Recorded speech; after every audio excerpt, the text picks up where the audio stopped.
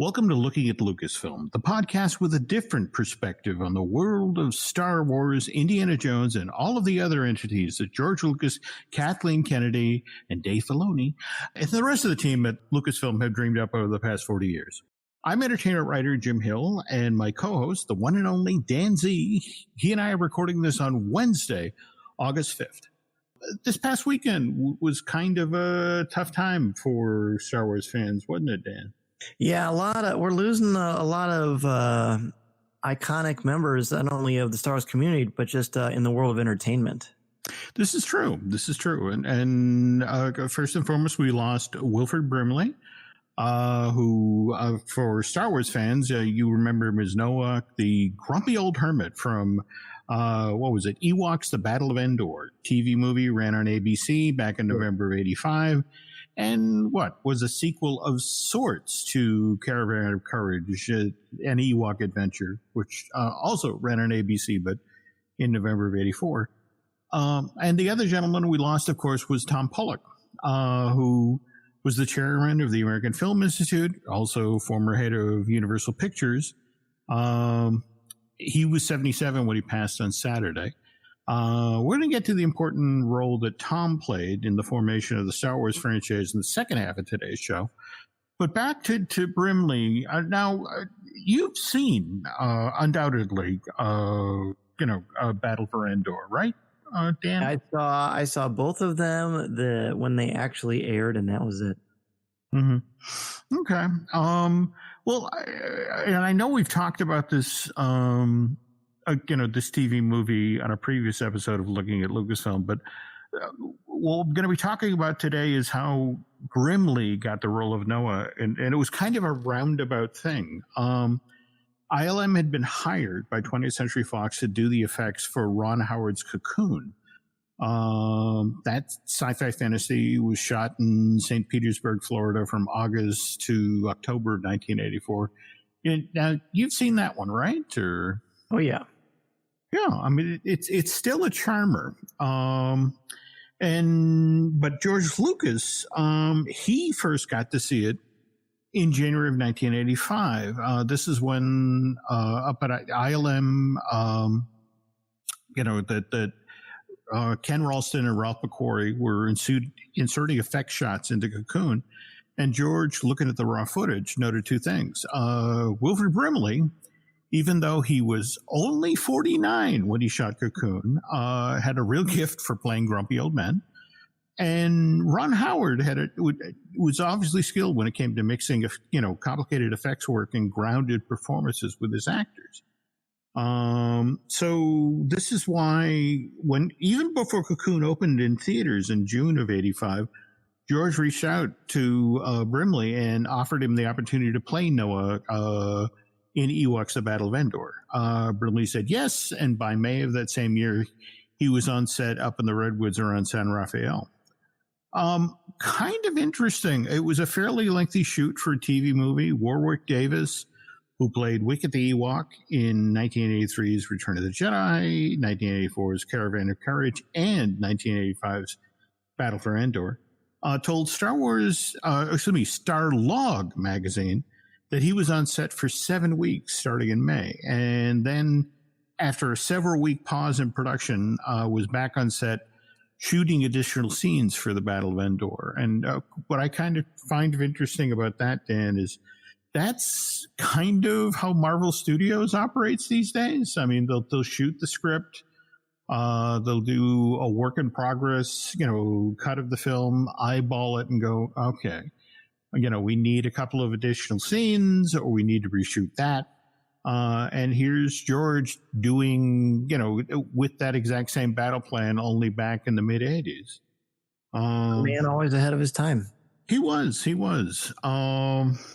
In fact, the weirdest part of it is 35 years ago this week, Dan, Warwick was back on set with Brimley, again, up in the Redwoods of San Rafael, finishing the reshoots at the Battle of Endor. So by this point, Wilford wasn't necessarily a happy camper. He didn't like the two gentlemen that George had hired to direct the film, Jim and Ken Weed, a brother team of directors kind of like the Russo brothers on Endgame and Infinity War. So at this point, Brimley's only taking direction from Joe Johnston, which, again, I don't have to explain to you who Joe Johnston is, but that's in pretty good pedigree. And in Marvel too, with Captain America. There you go. But anyway, the interesting thing is, speaking of directors, though, it was while Ron Howard was up at Skywalker Ranch, just sort of signing off on the effects work that Ralph and Ken were doing at Cocoon in the late winter of '85. By the way, this was really good effects stuff because the very next year, Cocoon took home that year's Academy Award for effects. Yes. But George approached Ron while he was up at Skywalker and asked him if he'd be interested in doing Willow. So, long story short, Battle of Endor, not the greatest TV movie, No. and curiously still not available over on Disney Plus. But it did lead to some interesting things like the Blurgs. Yes. Which no idea stays on the cutting room floor, which I really like because it is like art. You sort of keep an idea and keep it in your sketchbook, and then eventually you just find inspiration to use it somewhere else, and it works out pretty well. That it does.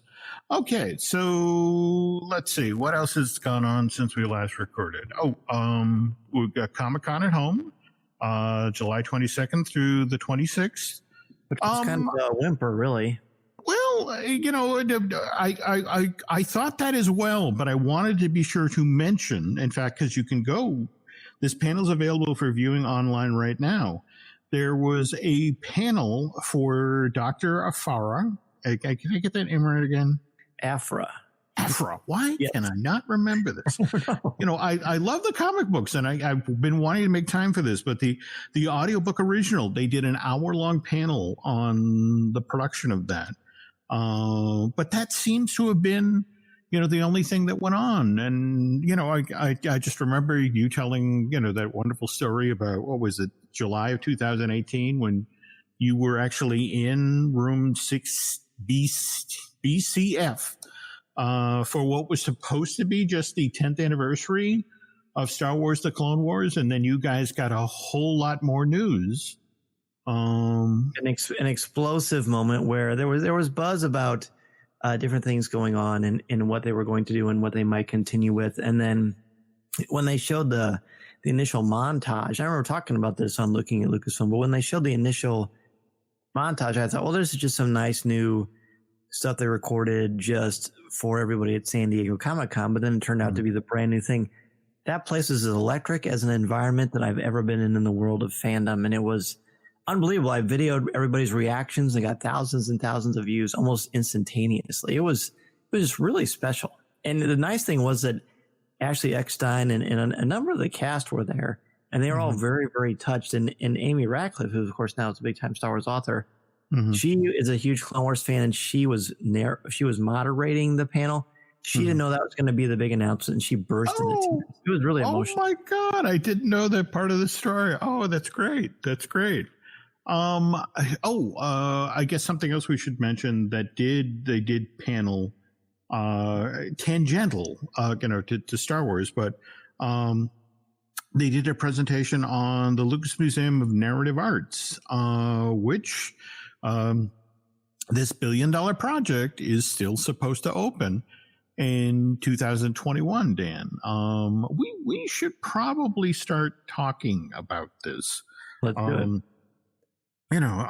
I'm intrigued alone. Just, George is supposedly going to feature his collection of Norman Rockwell paintings.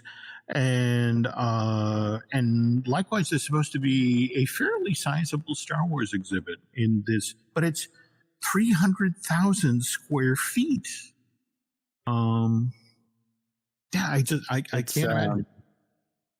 It's sort of painful in a way because this was supposed to be in Chicago. It was. And we got so close to it actually happening. And then a lot of silliness and political jabber and people, trying to basically get a piece of the pie everywhere. And I'm very much sort of shortchanging everything that really happened. But basically, I'm still bitter about it because if it was in Chicago, I probably would have gotten a chance to see George and say hello to him and get to experience this more and more frequently than it being across the country for me. But that's okay.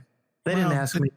If it's any consolation, the very same thing then happened in San Francisco. I mean, face it, the location now in LA, at Exposition Park is really, the default from those two, more, George was far more enthusiastic about those two sites. So,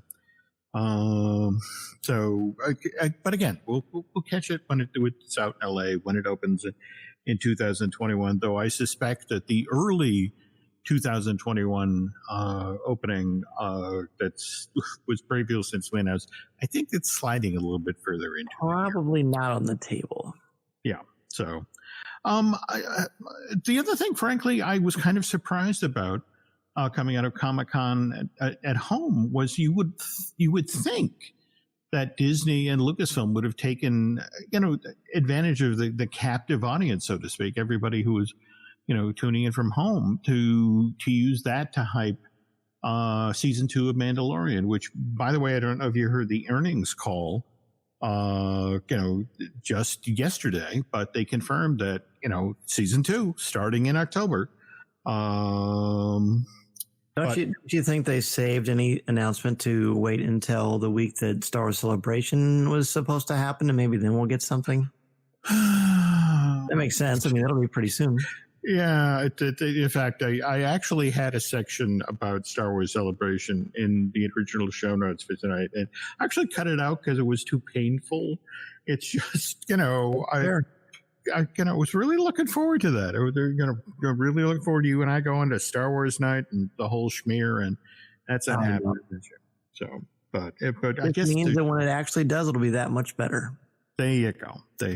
Though for fans of The Mandalorian, though, things didn't get much better than last week's Emmy announcements. Did you see that? 15 nominations. Remarkable. Was it? I know it wasn't the top one, but it was one of the top, wasn't it? Oh, absolutely. But and the interesting thing is, it's one thing. I mean, face it. Given what we learned from Star Wars, the Mandalorian, that wonderful behind the scenes series they did on Disney Plus, the Disney Gallery, I think it was called. It's not really surprised given what they showed us about how the show was produced, that they scored all sorts of tech. Nominations in tech categories. There's outstanding cinematography, 3 separate nominations for outstanding single camera picture editing for a drama series, likewise sound editing, sound mixing, and again, just given the look of the show and that sort of thing, not a surprise that it got a nod for outstanding visual effects, outstanding production design, sci-fi fantasy costumes, prosthetic makeup, and even the stunt work.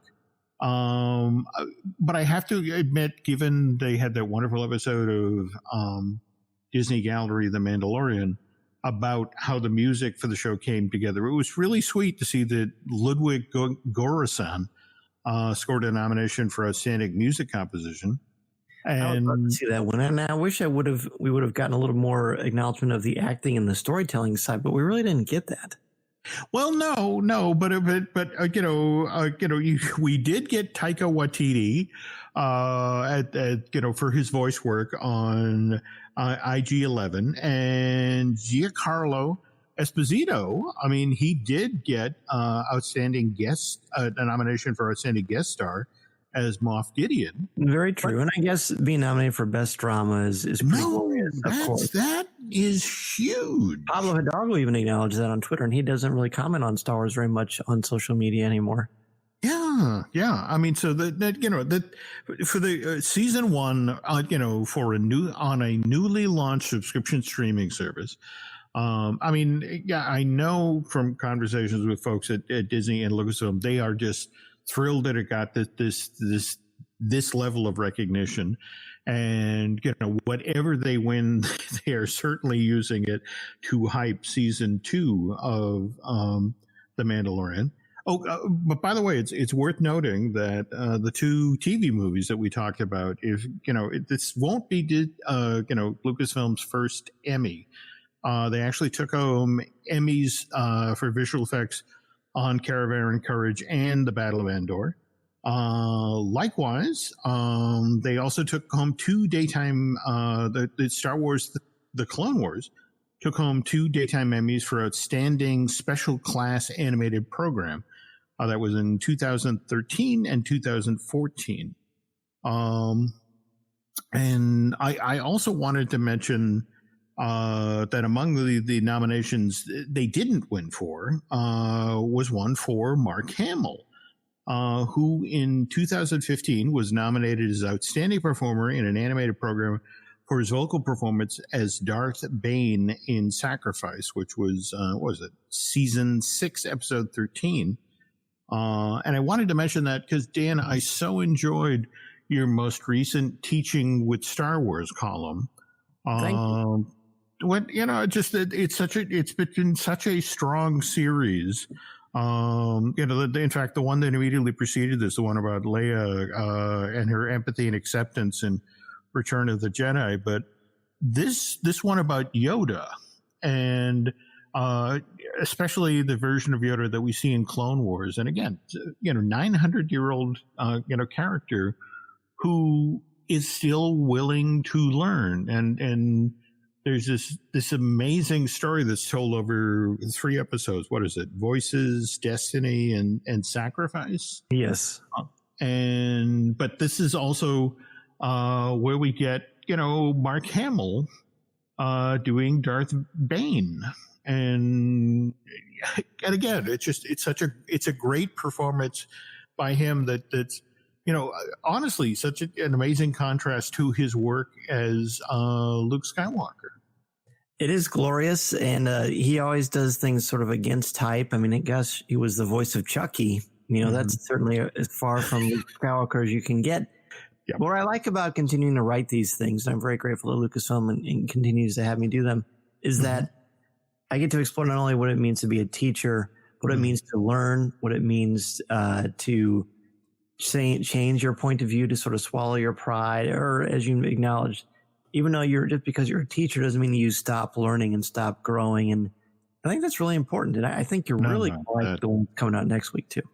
That is a great, great message. And I say that coming from a family of teachers. That's, in fact, honestly, I think that's the one thing the American education system, I would love this if they would embrace this as an idea, but the notion of we really need to teach people how to continue to learn.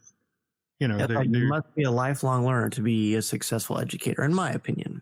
Oh, no, absolutely. Absolutely. And if you think about, how every day, whether it's, learning how to use your new phone or learning how to use your new laptop or learning how to use a new piece of software or, picking up a book about a subject you've never, touched on before. I mean, I think it's very important to keep yourself open to those sorts of things. And, especially when people get to be my age in their 60s, they start to close off, because it's like brain full, it's like, in fact, we just got a new remote for,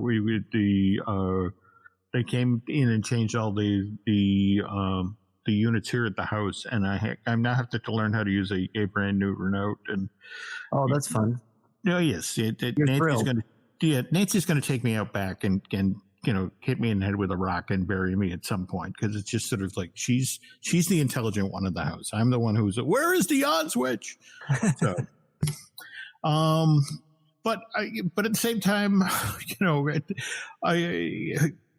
I hate to bring this up because it's like, we have the 60-year-olds who, need to be open to learn new things. And then we have the 20-year-olds who seem to know it all. And, that's, I have to admit, I sort of enjoyed John Boyega in the past week where, did you see what he tweeted out about how he's done with the Star Wars franchise? I did. It's like, it's the classic tradition of people from one of the 3, eras of Star Wars storytelling and cinema saying that they're pretty much done. I mean, Harrison Ford, Ewan McGregor, so now we've got the mantle, and it's a good group, but they, it's easy for me to say, well, never say never, pal. I mean, just ask Sean Connery about that, but it's a long career, and I think you can clearly, and basically Oscar Isaac had said he's only going to do Star Wars again if he wants to buy another house. My guess is they're hopefully just having fun because they're sick of people everywhere they go asking them about it. But I don't know. Of course, you hope that they'll revisit it, and I still believe that that will happen. But I don't know. I don't get it. Well, just it's not to bring another franchise in here, but there's the famous, Leonard Nimoy wrote the book that I Am Not Spock, and then. What is it? 20 years later, he's not only appearing in Star Trek movie, he's directing them. In fact, he would then went on to do the J.J. Abrams Spock movie, or the Star Trek movies. So he kind of went in an entirely different direction. So, long story short, I know what Joan Baez is saying now, but. I don't think Billy Dee Williams thought he'd be doing Lando again, some 37 years later. So, but you're right. Never say never. Now I have to ask about the other thing that popped up online, Star Wars related over the past week. Did you see what fake Disney Facts did with his TikTok video? You may not have noticed this, but Aaron Adams actually asked me on Twitter about it, and he said he expected a full dissertation on looking at Lucasfilm or Coffee with Kenobi about it. And I did talk about it this week on Facebook Live, but I definitely have lots of thoughts on this. I have to say that at first, well, I want to start by saying I'm not normally a fan of these, revisit something you're familiar with, but look at it from a different, point of view.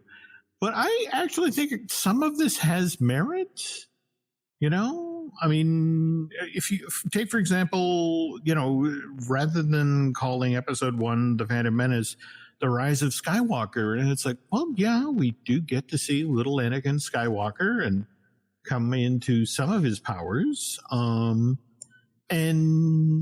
then should we just run over what they all say? Yeah. Okay. Yeah, so episode 1, of course, is Phantom Menace, and he suggests The Rise of Skywalker.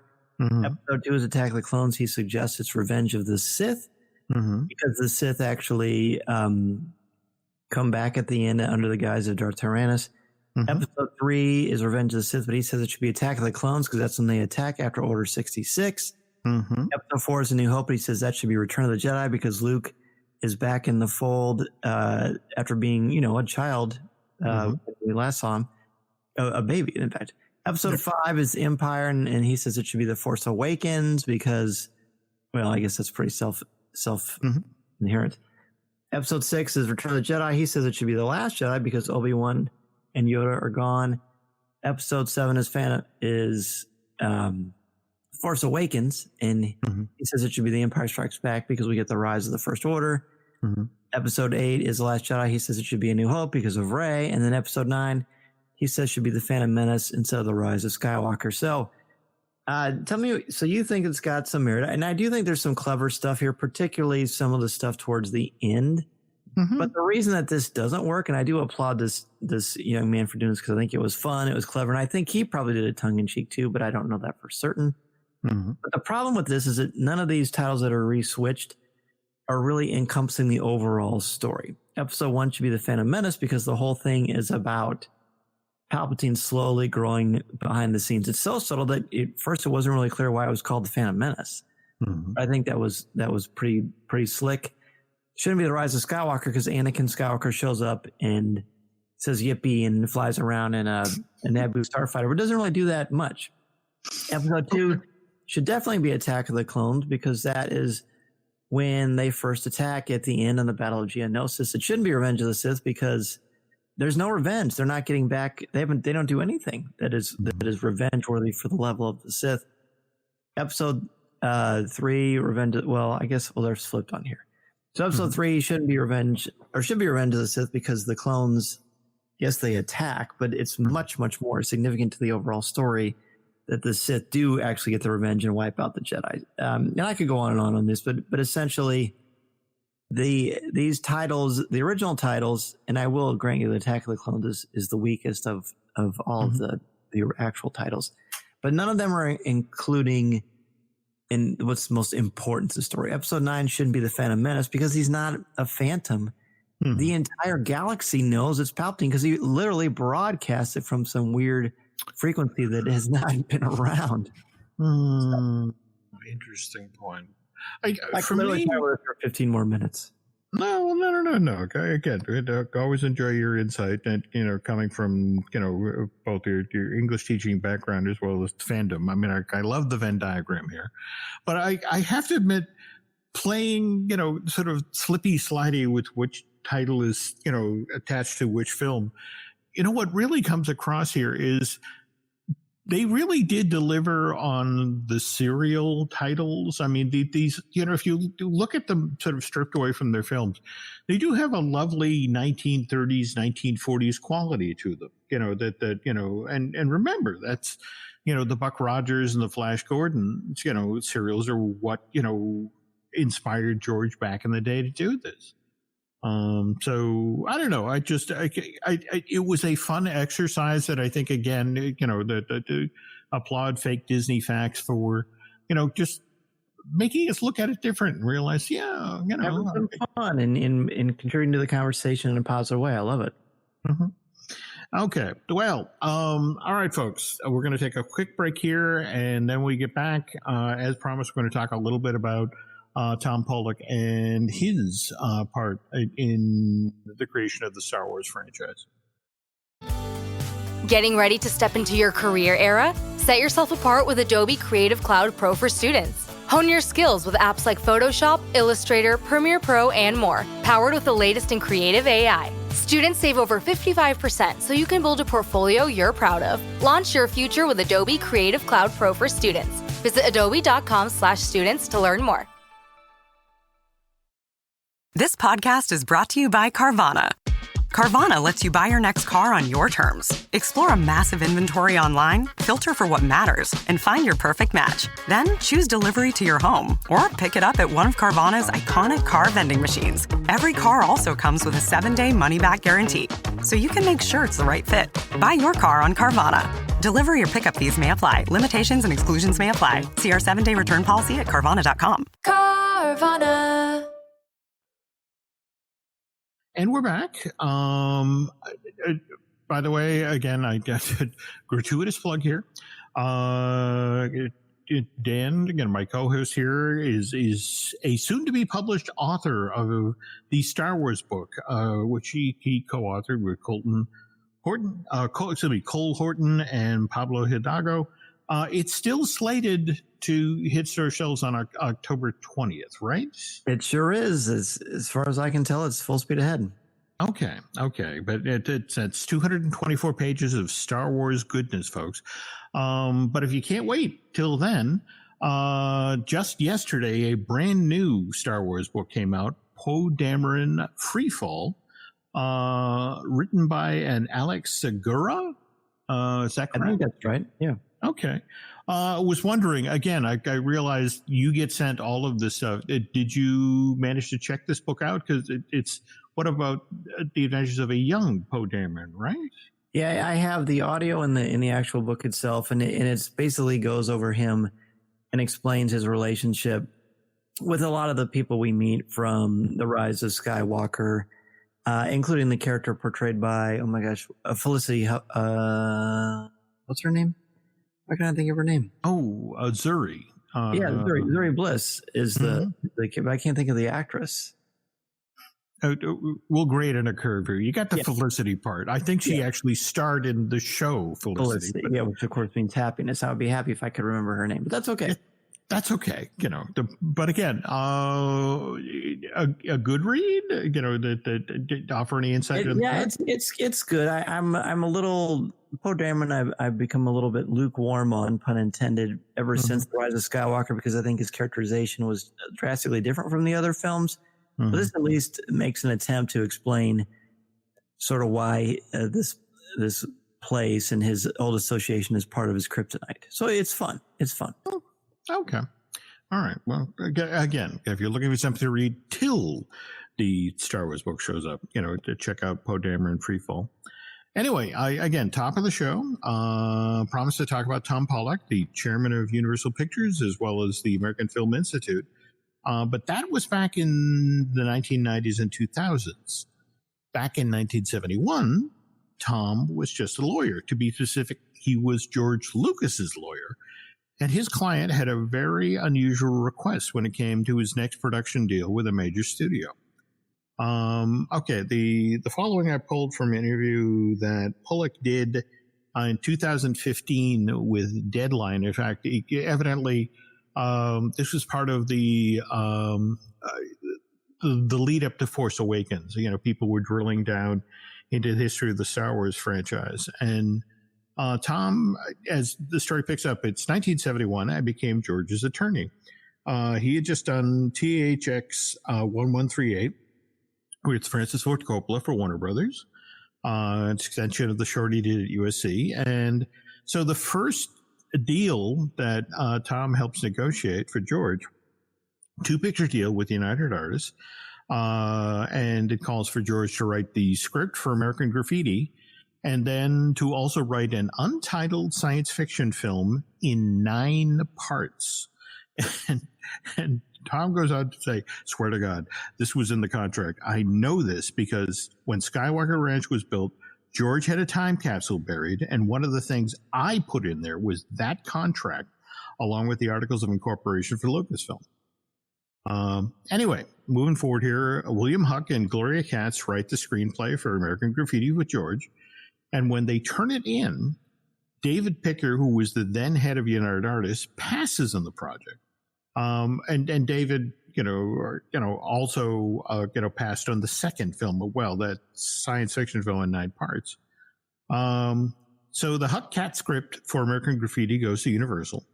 Actually went all over town. There was a time when American Graffiti almost got made at American International Pictures, but it finally gets made at Universal with Francis Ford Coppola's help. As we've discussed on earlier looking at Lucasfilm, when American Graffiti was finished and shown to the studio, Ned Tennant, the then head of Universal Pictures, didn't like what he saw. And by now, George has actually written the treatment for Star Wars, the full treatment. Universal has an option for George's next movie, and the treatment is submitted to Universal, and they pass on it. And again, they had this option to make Star Wars because they had made American Graffiti. So Jeff Berg, who was George's agent, takes the treatment over to Alan Ladd Jr. at Fox. And Ladd says, okay, I'll make this. And they negotiate the outline of the deal. George gets $50,000 to write the script, another $50,000 to produce the film, and then a final $50,000 payment to direct. Anyway, as Dan and I have talked about on previous shows, American Graffiti comes out and it's a huge hit. It only costs $750,000 to make, and sells over $100 million worth of tickets worldwide. And Jeff, George's agent, wants to take advantage of this. So he says to George, look, I can get you a lot more than $150,000. We can get $500,000, maybe $1 million. And George's response is really kind of interesting. George says, look, I'm going to have a lot of money now for American Graffiti. What I really want from the deal we're making with Fox is I see this movie in multi-parts. By the way, Tom goes on to say, George and I have had a disagreement over whether it was 6 parts or 9 parts, but this is the way he always saw it. It was always envisioned as this serial. So George goes on to say, and it's important to understand here that George had an innate suspicion of Hollywood studios.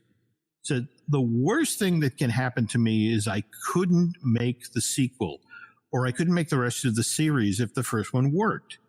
So you have to make sure that I have the ability to do that. So that part fell to Tom.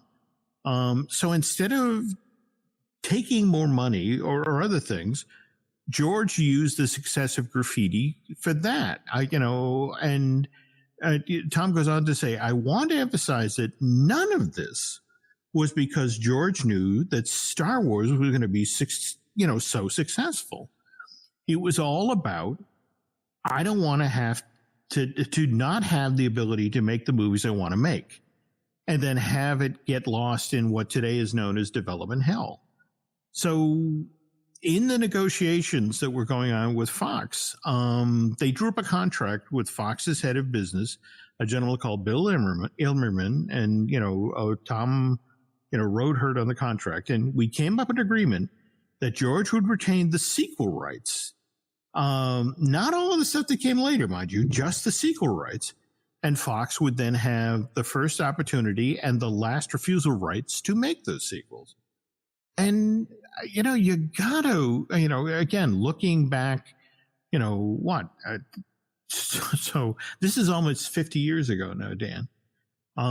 But, you got to admire the fact that George, rather than going for the quick buck, that followed in the wake of American Graffiti's huge success, he opted for control instead. He took the long view. And more importantly, he had a lawyer who was willing to do what his client wanted. The history of this thing, as we've talked about a lot, and it's just so beautiful because he took so many risks and did so many things outside the box that no one did. Now it just seems commonplace, but he was such a visionary and in many ways kind of pleasantly stubborn about this, and boy, did it ever pay off for all of us. Oh, absolutely. And by the way, folks, I highly recommend Deadline put up this interview, reprinted it as part of, they ran some lovely tribute pieces to Tom Pollock, and it's worth reading the entirety of this interview because it then talked about, George, what a canny operator George was. How he used the leverage of, Star Wars, even huger success than American Graffiti, to not only go back, to then renegotiate the deal with Fox that, he got the merchandise rights back for the toys. He got the right to, to limit Fox to just a distribution fee. And, so much of which sort of set the stage for, that $4 billion deal when Disney, acquired Lucasfilm. That was only possible because George, again, with the help of Tom Pollock, was able to set this up in such a way that, it became this separate entity, sure, the film was, went out as a 20th Century Fox title, but it was the property of George Lucas. So, anyway, okay, so that's it for looking at Lucasfilm this week. What's going on over at Coffee with Kenobi these days?